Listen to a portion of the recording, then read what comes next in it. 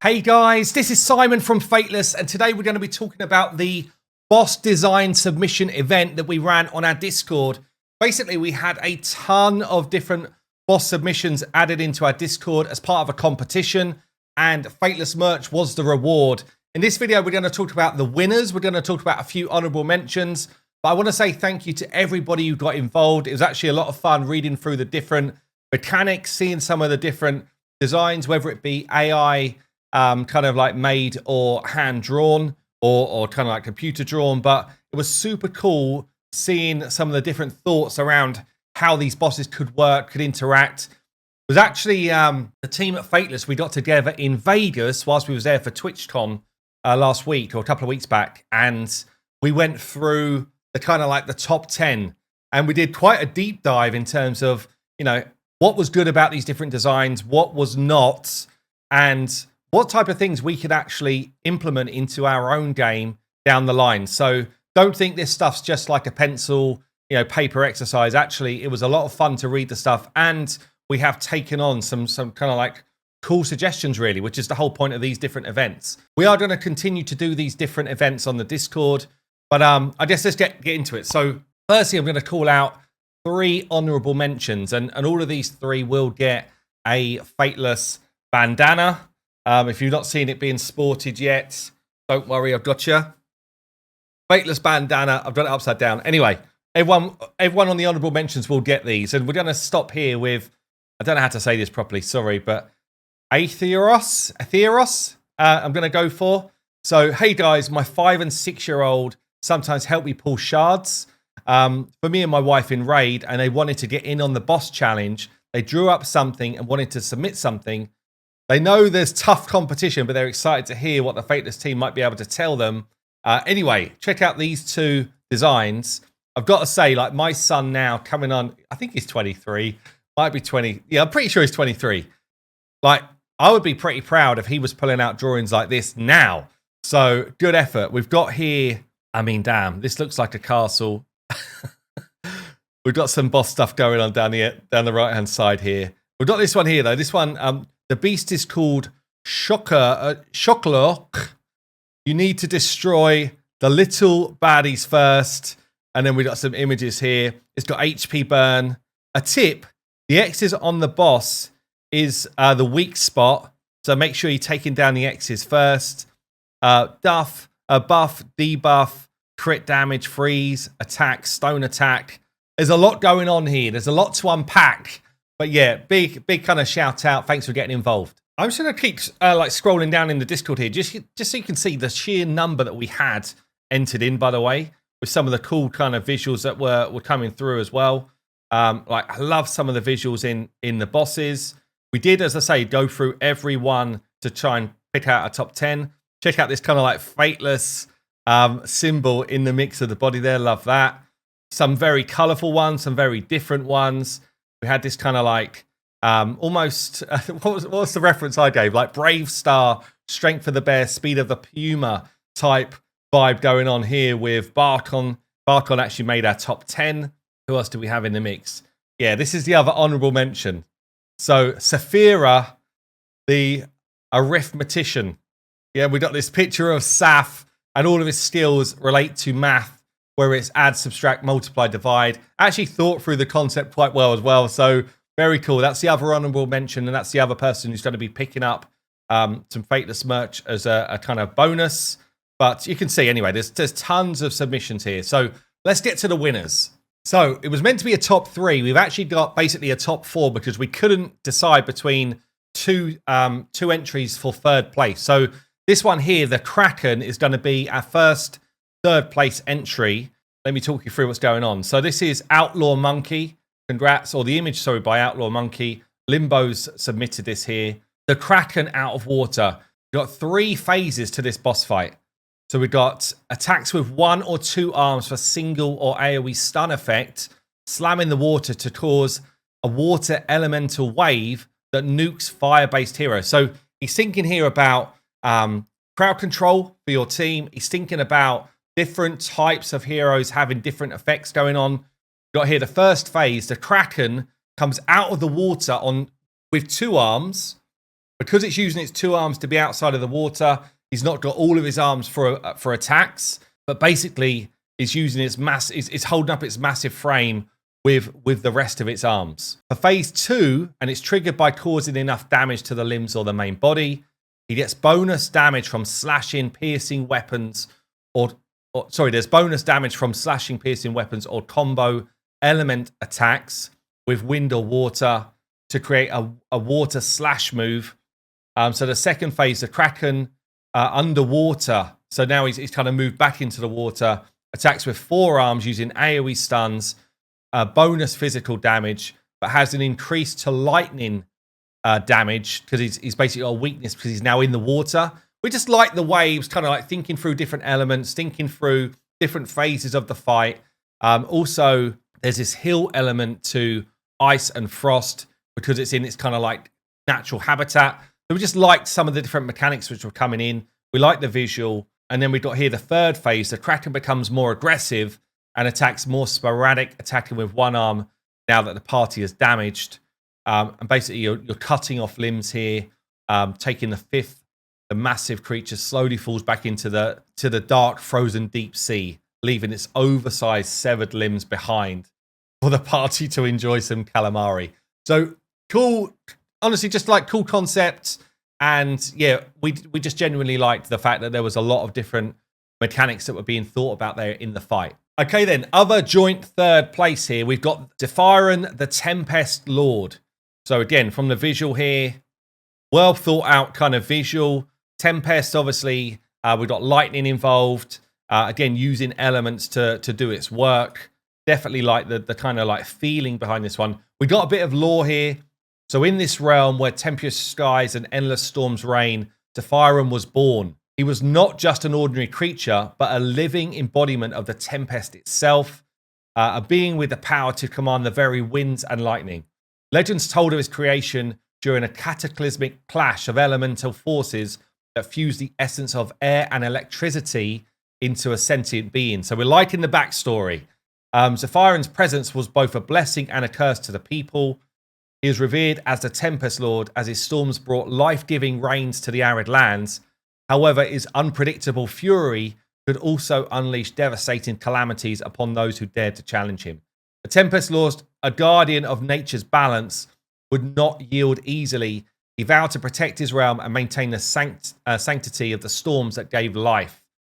Now heroes must face him in the ultimate challenge. Defiron the Tempest Lord stands as a formidable boss, a force of nature that tests their mettle.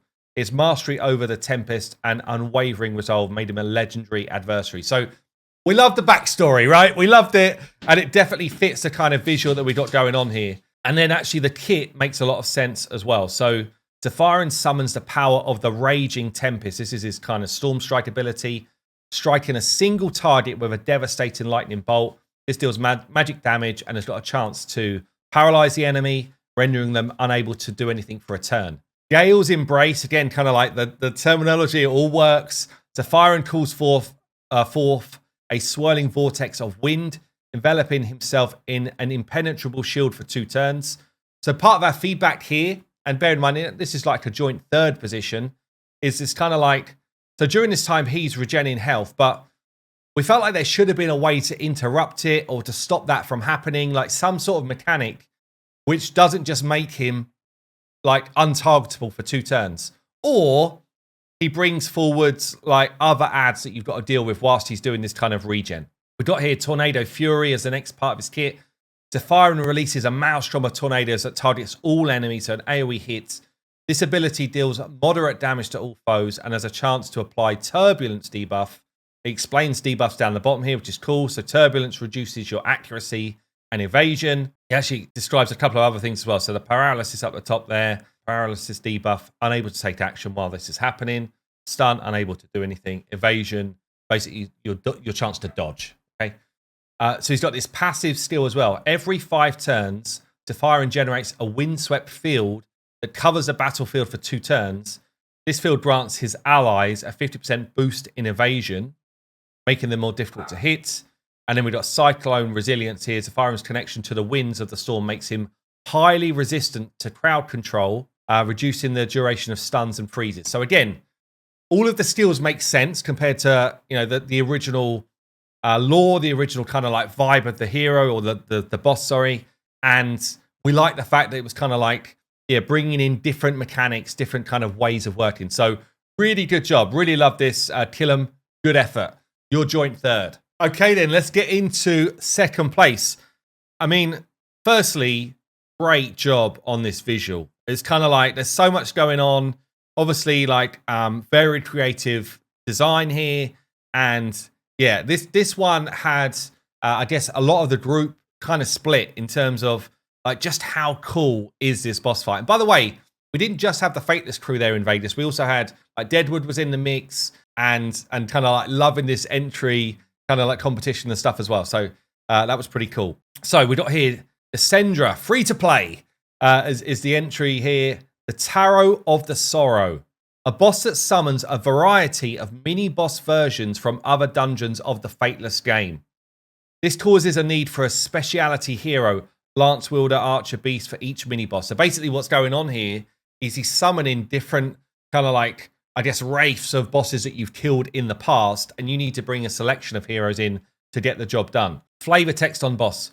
Tarot was once the warrior who slogged through marshes while hunting the monsters ravaging the land, until he found the blade made by the race called Sorrow. With the blade, he could slay a monster and chain its soul to his will.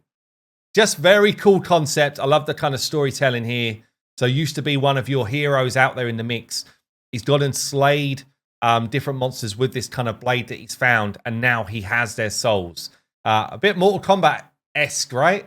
Anyway, now he is the thing of nightmares. Summoning up a swarm of things he has slain, he will destroy even the most stalwart defenders with nary a thought. It was very different to any other submission we had, and we actually felt like it could be something we would implement in the game. Yeah, you know, almost like a boss to beat all bosses. Something where you go into it, I guess a bit like in World of Warcraft, where you come to the opera and it's like, I don't know which boss I'm going to face, but I know a selection of what the bosses could be. So I need to be ready to deal with different threats as they come. Really like the concept. So yeah, Desandre here is going to grab second spot. So on to the winner then. And the winner is Sloth Lord. The only thing we didn't really get about this boss is that it's a sloth. Everything else, in terms of lore, in terms of mechanics, the way the mechanics of the skills work together, the kind of challenge you've got within this boss, it was just like, bam, I loved the concept. I think it was a brilliant, brilliant idea. And yeah, well worthy of first place, in my opinion. So Sloth Lord, let's go through it. My username is Sloth Lord. All the boss information is in the second screenshot. Yeah, no worries. So let's go through the kits. And this is really what's won it. Like, the kit was brilliant. The lore was very cool. Oh man, some of these names are so tough. Even though he's written how the name should be said, I still don't know how to say it. Mephocanus, I guess. Wearer of skins. Okay, so the lore. Mephocanus, elder brother of Cephacanus, the Glorious, was abandoned in the forest of Ora Nam as a toddler because he bore an unknown disease, one that made his skin visibly boil and spurt a deep violet pus. Crying and screaming, left to be eaten on the dense tree-rooted ground, but the animals did not go near him except a small sloth. This is where the sloth comes in. When the sloth touched the violet pus that spurted from Mephocanus' extremities, its organs, bones, and tissue boiled and melted into oblivion through several excruciating minutes, leaving only its fur-covered skin behind. The child, Mephocanus, crawled into this skin, through its mouth for protection, and the skin bound to his flesh. While this was many centuries ago, he now roams the forest of Oranam, seeking out those who hold an enchanted wooden dagger, the symbol of his family who so scorned him. So, boss class, spiteful, only fights enemies with an unlock item. So you've got to collect this dagger before you can even target this boss, which we love that. We've got some ideas around some RPG elements within our game where some items might unlock certain content. So this was kind of like really playing into some of the stuff that we liked. Spawn locations and conditions. Mephocanus here, wearer of skins, can only be spawned in the forest of Oranam at night whilst having the Tealage heirloom equipped. And this can only be acquired by completing the Tealage questline. So skills, Purify Flesh. Attacks all enemies. A giant claw swipe animation. 75% chance of placing two of these disgusting boils on your team. The A2, Coal Their Bones, instantly activates the boils on enemies by a turn. So he's got their arms stretching towards the sky while roaring animation. Places a Dread debuff. So he does have the kind of detail down here. Dread causes an enemy to have a decreased turn meter rate by 20% and a 60% chance of missing their turn. The Boil debuff here deals damage equal to 5% enemy max HP, and it heals Mechacanus by 5% of his HP whenever a boil pops. Which again, we like the way he was thinking about the mechanics to go alongside the kind of lore that he's built here. Yeah, so A3, Steal Your Skin. Love the name of this skill. Steal Your Skin. Steals all buffs from a target enemy, then attacks all enemies 3 times. Each hit, 30% chance of placing 2 boils for 2 turns. So this is getting pretty nasty in terms of those boils. Healing him, like basically burning you for enemy max HP. Plus he's targeting someone to steal their buffs away. The name makes tons of sense. He's got a passive here, Lurk in the Mist. At the start of every 5 turns, so after 5 turns, puts invisibility buff on Mechacanus for 3 turns and summons 4 tree root enemies. So remember what I said about not the Kraken, about the Tempest Lord. It was almost like, what's going on whilst you're hiding away? Well, this is what's going on here. So he's basically going invisible, potentially healing up once these boils are bursting. And at the same time, he's got 4 new enemies that are coming forward. Passive 2, Rugged Fur. This I see as like almost like an enraged timer. Might be a bit frequent, 5 turns. Like, damn, this boss is gonna like hurt a ton. But yeah, there's some thought going in. Rugged Fur, all damage Mechacanus receives is reduced by 20%. So this is probably the only thing that we thought doesn't make any sense, right? So you've got no way to bypass it. If you're just taking a 20% damage reduction, it may as well not exist. So it either needs to be on at certain times, or you need to be able to bypass it in a certain way for that to be an interesting passive. Otherwise, it's just like, well, you may as well have 20% more HP, 20% more defense. It doesn't matter because you can't adjust anything for it. So that's the only thing that we felt like was a bit weak in this whole kind of thing. And the adds that he sums here, Tree Roots, A1, Ground Blow, attacks an enemy, 50% chance of placing Unfortify for 2 turns. And I think we go into Unfortify on this other little bit of blurb. Decreases enemy defense by 75% if they got no buffs. So again, synergizes with that Steal Your Skin thing. Decreases an enemy's defense by 45% if they got 2 or more buffs. So it says here, Mechacanus is supposed to be extremely tanky and slow, yet hard-hitting. He only places 1 buff on himself, so weakening debuffs such as Unfortify or something like Heal Reduction will be crucial. An interesting thing that he may drop when defeated could be a type of elixir of which the Violent Pus is an ingredient. And then he goes on to talk about a little bit more of the lore. So look, Sloth Lord, I've got to say, I absolutely loved the design. Brilliant, well thought through. And, you know, I'm not going to take away from the rest of these guys as well, because there was some serious thought that went into a ton of these different bosses. You know, we had this kind of like Atlas one, but basically the World Keeper, very cool. There's a ton of cool ideas. So thanks to everyone who entered. Keep your eye out for more competitions. I think we're doing a more fun like meme contest next. But yeah, well done to the winners. And yeah, if you're not already part of the Discord, come and get involved. It's a lot of fun. I've been Simon from Fateless. I'll see you soon.